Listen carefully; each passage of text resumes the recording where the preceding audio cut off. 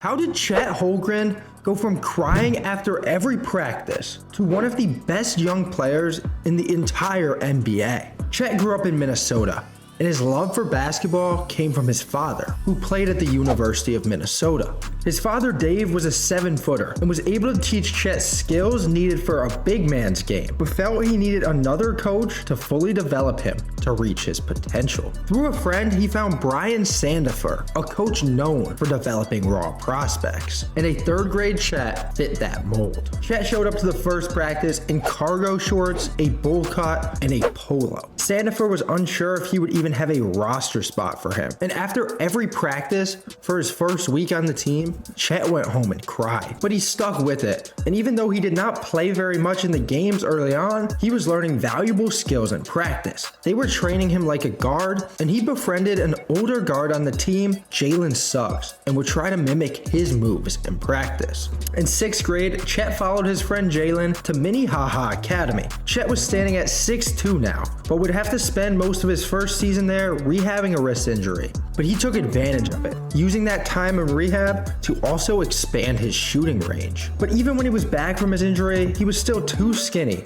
and his game was not put together enough to be a reliable part of the rotation. But Chet still had a lot of skills, and it was all starting to come together. By his freshman year, he grew another 7 inches and was playing varsity, and mainly was a defensive anchor for the team. Chet was trying to be a guard and a big man at the same time, and it was holding him back. But when it all clicked, he was going to be unstoppable. That next season, his sophomore year, he averaged 18 points per game and 11 rebounds, and helped Minnehaha win a 3rd straight state championship. In an AAU ball that summer, his breakout continued, blocking 49 shots in his first 6 games, and Division I offers were pouring in. The basketball world had been introduced to Chet, but he was about to go mainstream. At Steph Curry's camp, they were playing 5s, and he was looking for his guy to guard when he realized it was Steph Curry himself.